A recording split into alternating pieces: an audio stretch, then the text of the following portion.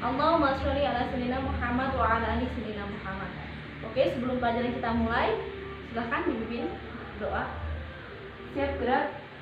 Berdoa, mulai. Bismillahirrahmanirrahim.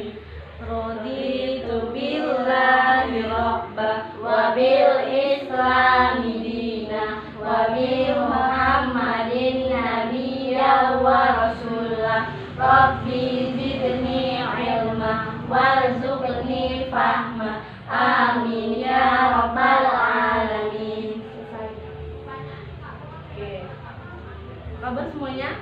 Alhamdulillah baik, Bu. Sebelum kita melanjutkan pelajaran hari ini, kita absen terlebih dahulu ya. Ya, Bu. Agung Pramudita. Alfa. Mana? Alfa nggak tahu. Arhan Wiratama. Hadir. Terus Meimar Maharani. Apa? Widya Suti. Hadiroh. Widya Ningsi. Hajirah, Bu. Jadi di pertemuan kali ini kita akan membahas tentang keberadaan sifat Fatimah Az-Zahra dan juga Uwais Al-Qarni. Nah, jadi sebelum melanjutkan pembelajaran, Ibu beritahu dulu tentang tujuan dari pembelajaran kita ya. Jadi yang pertama, tujuan pembelajaran kita hari ini yaitu peserta didik dapat menghayati dan juga meneladani sifat-sifat utama dari Fatimah Az-Zahra dan juga Uwais Al-Qarni. Yang kedua, peserta didik dapat menjelaskan sifat-sifat utama dari Fatimah Az-Zahra dan juga Uwais Al-Qarni. Yang ketiga, peserta didik dapat menjelaskan nilai-nilai positif dari sifat Fatimah Az-Zahra dan juga Uwais Al-Qarni. Yang keempat, peserta didik dapat menyebutkan sifat-sifat utama dari Fatimah Az-Zahra dan juga Uwais Al-Qarni. Bisa dipahami ya? Bisa. Jadi setelah pembelajaran ini, Ibu harapkan kalian bisa mencapai tujuan-tujuan yang sudah disebutkan tadi. Nah, yang selanjutnya, sebelum pembelajaran kita mulai, ada beberapa hal yang harus Ibu sampaikan kepada kalian mengenai kontrak belajar. Yang pertama itu tentang kedisiplinan dan juga ketaatan kalian pada peraturan gitu. Jadi kedisiplinan yang pertama itu tentang kedisiplinan masuk kelas. Nah, kita kan masuk jam 7.30 dan Ibu paling gak suka ketika pelajaran Ibu itu ada yang terlambat. Jadi kita buat kesepakatan nih, kira-kira batas toleransi keterlambatan kalian itu berapa menit? 10 menit. 10? Ya. Ya, Bu. 10. Sepakat ya 10 ya? Sepakat. Gak ada yang keberatan? Tidak. Berarti kalau 10 menit dari 7.30 jadi 7.40. Nah, jadi sebelum 7.40 kalau kalian terlambat atau ada yang datangnya terlambat, kalian masih boleh dipersilakan untuk masuk. Tapi kalau sudah lebih dari 7.30, maka mohon maaf, Ibu tidak bisa menerima kalian lagi masuk kelas Ibu. Karena Ibu paling gak suka ada orang yang terlambat, nggak tepat waktu. Dan juga itu sangat mengganggu. Terus yang terakhir itu tentang penilaian. Nah, jadi dalam pembelajaran Ibu ini ada beberapa hal yang Ibu nilai. Yang pertama itu kehadiran, jadi kehadiran itu ada 10%. Terus yang kedua akhlak di dalam kelas maupun di luar kelas 20%, tugas dan juga latihan 30%, terus UTS 20% dan UAS 30%. Jadi totalnya semua 100%.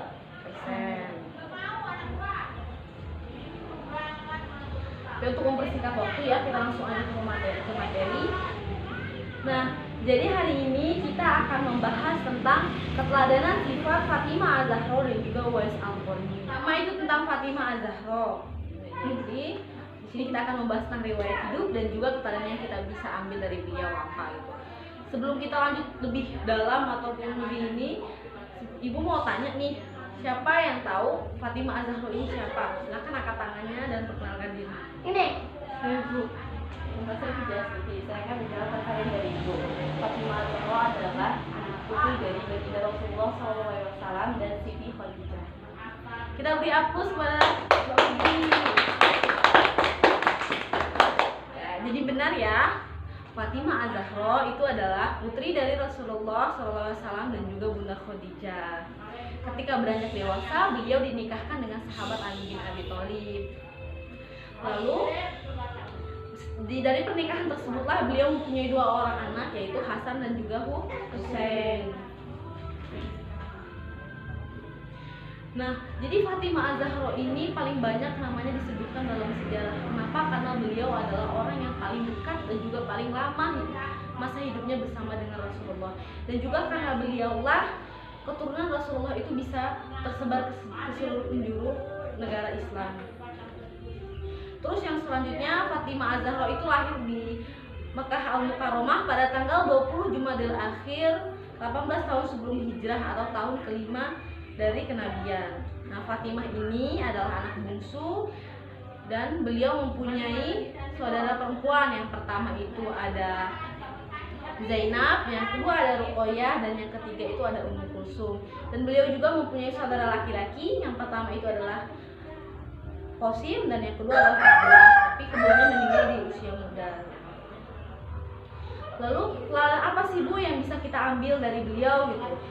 Jadi Fatimah itu merupakan seorang wanita yang sangat agung, wanita yang banyak digalinya darinya hukum Islam gitu. Karena dekatnya dengan Rasulullah yang tidak lain adalah ayahnya sendiri. Dia banyak sekali meriwayatkan hadis Nabi. Dia tokoh perempuan dalam bidang kemasyarakatan dengan kehidupannya sederhananya di masyarakat. Jadi di dalam sejarah itu disebutkan bahwasanya pernikahan antara beliau dengan Ali bin Abi Thalib itu sangat sederhana.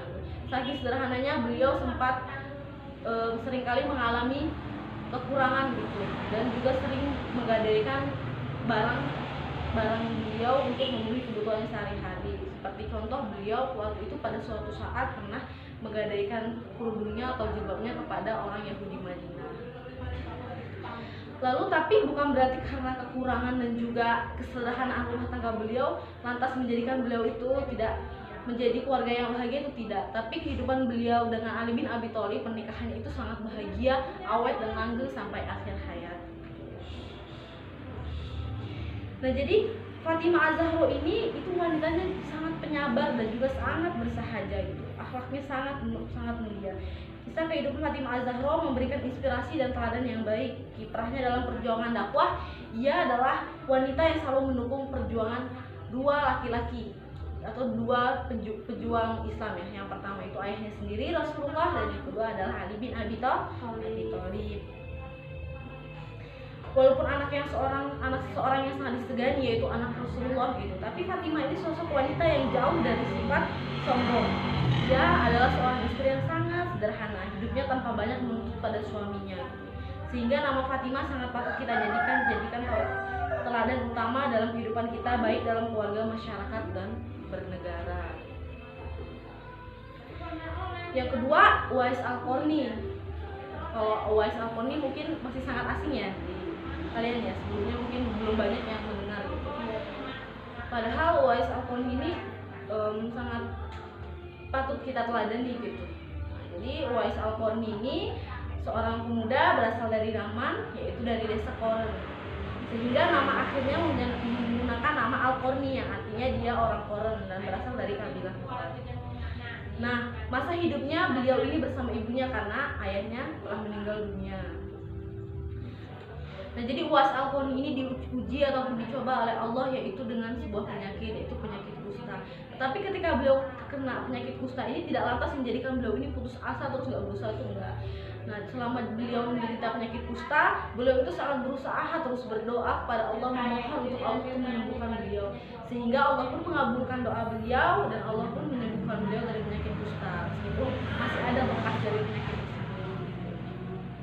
Jadi menurut sebuah riwayat, Nabi Muhammad itu menyatakan bahwasanya Uwais Al-Qarni ini adalah pemimpin para tabi'in.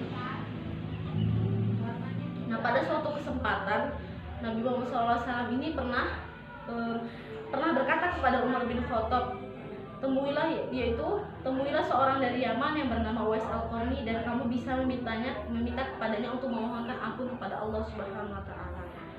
Nah, pada saat Umar bin Khattab ini menjadi seorang khalifah atau Amirul Mukminin, beliau pun mulai mencari sosok pria yang disebutkan oleh Rasulullah tadi, itu Uwais Al-Qarni yang berasal dari Yaman.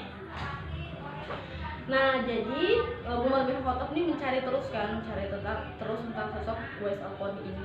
Nah, setiap musim haji Umar bin Khattab selalu menunggu Uwais, dan kebetulan suatu ketika dia datang bersama jamaah haji dari Yaman. dan Umar pun menemui beliau gitu. Setelah terjadi beberapa percakapan, lalu Umar pun langsung memeluk seraya berkata, "Engkaulah orang yang diceritakan oleh Rasulullah SAW, mohonkanlah ampun kepada Allah untukku." Lalu Uwais pun menjawab, "Apa saya pantas untuk memohonkan ampun untukmu, wahai Amirul Mukminin?" Umar bin Khattab pun menjawab, "Iya benar." Nah di situ Umar bin Khattab itu terus mendesak kepada Uwais untuk mendoakan dan juga memohonkan ampun kepada Allah untuk Khalifah Umar tersebut. Nah setelah itu Umar bertanya kepada Uwais mengenai kemana arah tujuannya setelah melakukan ibadah haji. Dia pun menjawab, "Saya akan pergi ke kabilah Murad dari penduduk Yaman ke arah Irak." Dan Umar pun berkata, "Saya akan membantumu dan berkirim surat ke wali kota Irak untuk memudahkan urusanmu." Uwais berkata, "Saya bersumpah kepada Anda, wahai Amirul Mukminin, agar engkau jangan melakukan hal itu. Biarkanlah saya berjalan di tengah lalu lalang di banyak orang tanpa mereka tahu diriku dan mereka tidak mempedulikanku, sehingga saya lebih enak dan nyaman dengan kondisi tersebut." Nah, terus dari cerita tersebut keterangan apa yang bisa kita ambil dari sosok Uwais Al-Qarni ini? Jadi Uwais Al-Qarni seorang pribadi yang sangat sederhana. Hidupnya tetap bahagia walaupun tidak bergelimpangan dengan harta. Ujian yang dialami itu dan diterima dengan penuh keikhlasan, dengan tetap bersyukur dan juga ikhtiar untuk terus berdoa. Dan juga beliau adalah sosok yang sangat berbakti kepada orang tuanya, yaitu ibunya. Dan beliau juga orangnya sangat tawadu gitu, sangat rendah hati, juga tidak sombong. Mungkin cukup penjelasan dari ibu. Kita bisa menyimpulkan bahwa dari kedua sosok ini kita bisa mengambil keteladanan. Yang pertama tentang hidup sederhana, yang kedua tentang sabar, yang ketiga tentang tekun, yang keempat tentang kemandirian. Jadi kedua sosok ini nih banyak banget memberikan keteladanan gitu buat kita ya. Oke. Ada yang ingin ditanyakan? Jawab, sudah jelas. Tidak? Ya, Tidak jelas. Kalau nggak ada yang mau tanya, ibu yang tanya. iya dulu. Oke, ibu tanya ya. Kira-kira keteladanan apa nih yang bisa kita ambil dari sosok Fatimah Az-Zahra? Coba Widya sebutkan. Keteladanan yang kita bisa ambil dari Coba agak kuatin suaranya. Keteladanan yang bisa kita ambil dari Fatimah Az-Zahra adalah sederhana, tidak sombong, berakhlak mulia, dan mandiri. Oke, benar. Terus kalau Uwais Al-Qarni, coba Uji.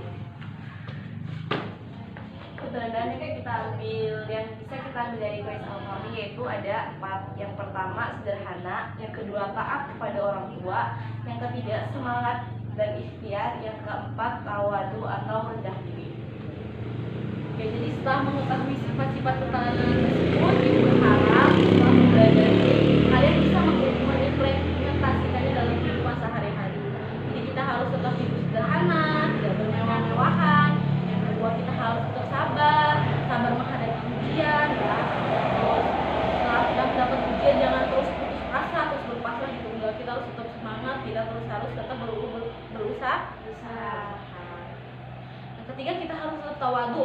Seperti contohnya dua tokoh ini sangat tawadu banget kan. Fatimah sebagai seorang anak Rasulullah gitu, beliau nggak pernah ada punya sifat sombong gitu. Uwais Al-Qarni juga setelah beliau tahu kalau beliau itu pernah disebutkan oleh Rasulullah, beliau malah nggak mau gitu orang tuh tahu kalau keistimewaan dan juga tahu beliau itu siapa gitu kan, saking tawadunya beliau berdua ini. Oke, mungkin cukup sekian materi kita hari ini ya. Bisa dipahami ya? Bisa. Ibu harap kalian semua paham. Oke, kita tutup pertemuan kita hari ini dengan membaca hamdalah. Alhamdulillahirabbil alamin. Wabillahi taufiq wal hidayah. Wallahul muwaffiq ila aqwamit thoriq. Wassalamualaikum warahmatullahi wabarakatuh. Waalaikumsalam warahmatullahi wabarakatuh.